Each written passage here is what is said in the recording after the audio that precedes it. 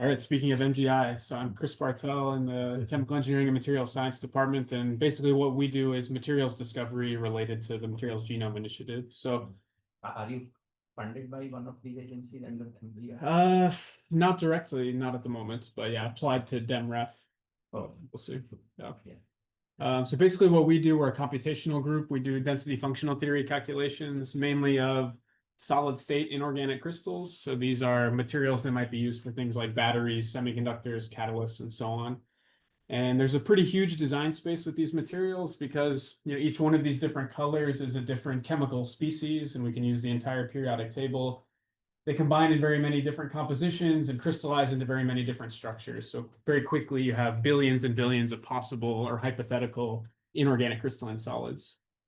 So what we're interested in doing is basically finding new materials that have emergent properties or at least better properties than existing materials. So in the forward design direction, we might think about, maybe we have ideas for some subsets of these materials that might be good for things like solar cells, batteries, high power electronics, and so on.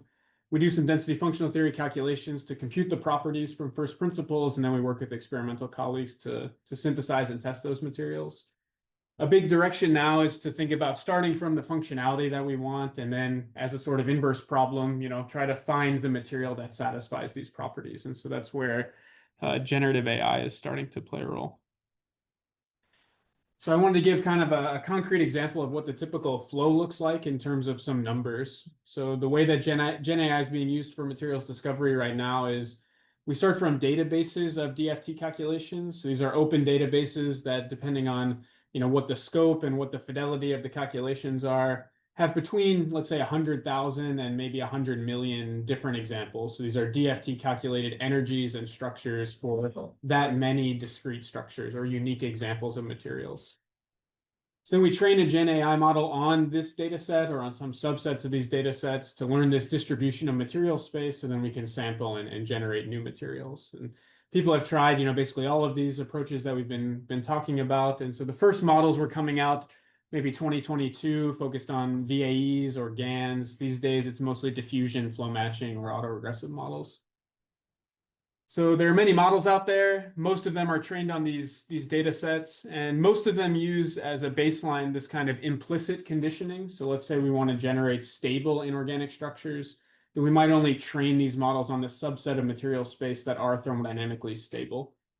Other approaches involve explicit conditioning, like maybe we fine-tune these models with some kind of simple neural network that also predicts things like properties, electronic properties or mechanical properties or what have you. And then from there, once we've generated some materials, we can validate them with our own DFT calculations. So to give a sense of the scope or how many examples we can calculate with DFT, my group as a whole is probably calculating on the order of hundreds of materials per day on the DFT side. And so we do high throughput calculations, but we're not validating on millions of examples. It's maybe on the order of thousands of examples for a given project. Can I ask what is DFT? Yeah, density functional theory. So there's a first principles quantum chemistry approach where, given a configuration of atoms, we can compute properties that are then related to experimental observables. So, yeah. So how is the computational complexity of first? For example, you run a simulation, I guess you have to go to the molecular level, and then how is the scalability of those computations? These kind of DFT calculations, so they're highly parallelizable. So for one material, this is on MSI and might require, let's say, like 24 processors for a day or less. The scalability, I mean, you can think in different terms, but I guess most of these materials can be represented in the form of unit cells or small supercells, meaning they might only be 100 atoms or fewer than that. With DFT, in terms of high throughput DFT, you're limited to about 200 atoms in system size, but most inorganic crystals are mappable to unit cells that are usually 60 atoms or less or so. Does that kind of answer your question? All right, so my group is working with these generative models. We've done a couple things. One of our recent papers is focused on really trying to establish baselines for how well these models work compared to more traditional forms of materials discovery or more traditional ways to solve this inverse problem. We're also working with what are called foundation interatomic potentials. These are essentially, kind of an orthogonal direction in machine learning for materials where the goal is not to generate new materials, but to basically be a surrogate for density functional theory calculations. So people are training graph neural networks or transformer-based models to predict the outputs of DFT using these same databases of millions of examples. And so what we found is that you can kind of start coupling generative models to these foundation interatomic potentials as a way of guiding them towards materials that will actually validate well with DFT. And then as a slightly different direction, we're also thinking about trying to predict complex materials properties like the electron density, which would be like a scalar field of electron densities beyond just, say, a scalar value like the energy of a given structure. And so one area we've been working on is using concepts from topological data analysis and persistent homology to try to basically do dimensionality reduction on these complex fields into more compressed quantities like these, what are called Betty curves. So a few ideas for collaboration. So I'm interested in development of these Gen AI models. We don't do a ton of development of, say, new approaches to diffusion or flow matching in the group, but we are, conversant in these. We use these tools a lot. So I'd be interested in kind of tailoring them for material science. And in particular, I think a big area for potential development here is through new approaches to conditioning. So a lot of the conditioning approaches are kind of naive or trivial. I think there's probably more creative ways to condition towards the kinds of materials that you want to generate. And then this is kind of a in the weeds point, but a lot of these generative models are restricted to the size of the crystals that are being generated because of the complexity of doing something like diffusion on a very high dimensional space. So there could be some development trying to get these to work to also generate more complex structures. So if you have any interest in this, feel free to reach out. Thanks. So rather than the DFT, our group is working on mesoscale. Mesoscale modeling is using CFT, self-consistent field theory for the co-plug polymer. So we are also trying to use the diffusion model for the inverse design. But I got a question from our collaborators more on whether through the conditioning on the diffusion model, whether we can incorporate the micro scale information. I assume what they trying to say is the DFT information. So I also want to ask your opinions. How do you see this like across scale, like across scale simulation or across scale this general model combined together? Whether you Yeah, I think that's an interesting idea. Yeah, you're basically meaning like, could you condition what you're generating at the mesoscale on some constraints or something that should be observed on the atomic scale? Yeah, it seems like a good idea. I'm not aware of anyone really doing it. About the scalability, right? Your model you're looking at is quite like 100 atoms, Right. So our goal is looking at more like the IV structures like millimeters, something like Yeah. that. Yeah, I guess if you know a way to, the hard part is probably the mapping between the two, right? How do you use the atomic information to guide you towards realistic structures at the larger scale? I think it would depend on what exactly the systems look like, how you might do that, but I think it's an interesting idea. Yeah, thanks, Chris. I really like your paper, which I read recently, the native baselines, and I think you show that figure that how even template-based ideas are quite good compared to Gen. So my question is about the second part here. So, so the Gen AI models for generating materials are not at that stage right now where they're very useful for you, I guess. But the other one, the interatomic potentials, looks like there is a lot of interest from Meta and other places and people.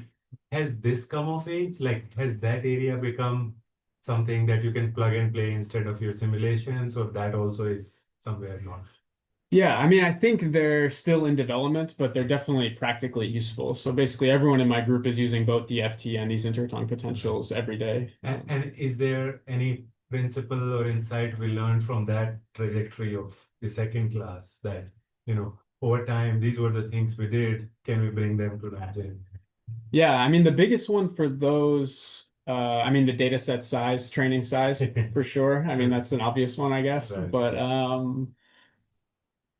one area that I think is kind of interesting is that what we showed also in that paper is that these interatomic potentials actually don't work as well on say like diffusion model generated structures because they're often not of the exact same distribution as the training set. And, one idea I've had is how would you, let's say, fine tune these intertonic potentials to work super well for, pre-filtering what's being generated from a generative model. Right. So I guess as a sense of scale, with one of these intertonic potentials, we can do, instead of 100 structures per day, like easily thousands of structures per day. So it is an opportunity to screen faster if they're actually useful for the materials that you're looking at. Yeah. Hopefully two of you will get together after this. Yeah, sounds good. Yeah, there's no. So, how is the dimension of your design space? Like how many parameters you will have for the design? Yeah, that's a complicated question, I think, because materials can be represented as, I've got some unit cell box. So that's essentially defined by lattice vectors and angles. So essentially 3 vectors. So those 3 vectors can be anything in Cartesian space, let's say, that forms this like parallelepiped. And then you can put an atom at any point in that box, and each of those atoms could be any one of like 100 elements in the periodic table. So, what is the scale? It's a little hard to say, but I think it's reasonable to think you could generate on the order of like billions or hundreds of billions of unique inorganic crystals. I think. Some of them would be completely useless, right? I mean, you will be able to. Yeah, most of them. Yeah. Most of them, right? Yeah. So the question is, how do you prune them first? I mean, do you put some physical, quote unquote, constraints to sort of say, I'm not going to explore them because I know they're not chemically viable? Or... Yeah. The hope would be that since you're training on some data set of materials that are realistic, so this would include, a subset of these databases would be all inorganic crystals that have ever been synthesized. And so the idea is that you're learning kind of the distribution of what your generative model would not go there. Yeah, exactly. And through stricter conditioning, you could do that too. But you use that knowledge in addition because then you're doing it purely from data. But you have a lot of chemistry in your head. Yeah. So is there a way to inject chemistry into the generation process? Yeah, it's an interesting idea. I mean, I think through conditioning in a clever way, you probably could do that. Yeah. Actually, I also want to ask that question. Yeah, so similar one. So it's like you are using like DFT to validate this, right? It's like the algorithm give you kind of like you have a generated model, and then from the ambient space you go back to the reason, and embedding go back to your design. So and then you get a design that you use DFT to validate whether it's solid or not. Just a question because I'm not familiar with DFT. If it's possible to kind of embed the DFT kind of formulation or a simplified, much more simplified version in your inverse inference procedure, such that can kind of ship off a large portion of non-physical feasible solutions or something you're not interested in. Yeah. DFT is complicated, so it's kind of like solving a simplified approximation of Schrodinger's equation, which you might have systems of 1,000 electrons, and you need to understand all these exchange and correlation properties between the electrons. But that's kind of what these like foundation intertonic potentials are trying to do. They're like learning, as a function of the positions represented as a graph, like how are you changing the DFT predicted energy? So it may be possible to more tightly couple these intertonic potentials as a way to embed the DFT like knowledge. I think. Thanks. Sure. And I have this is a key question. If you go to the next slide, just comparing with MGI or Aryan Storm. So DFT simulation will filter some things out, but you still have to do some prototyping or experiments to see if it works because DFT is not a perfect test, right? So in your work, do you go to the last step or if somebody else does that step? Through collaborations, I would say. So we don't do any experiments in my group, but collaborate a lot with experimental. But the life cycle is like MGI, somebody has to. Yeah. Big challenge is how do you synthesize the materials and before you try to the test other them. component of the Aryan stock comes in. We can't do too many of those. Yeah. So that's and then actually it's even more than that. It's doing materials in lab and doing at scale in factory. Yeah. There's a whole I mean, your colleagues do that all the chain, time. right. Processing. Wonderful, but we see synergy happening. Yeah. Wonderful. Okay, thanks, Chris. We have to move on.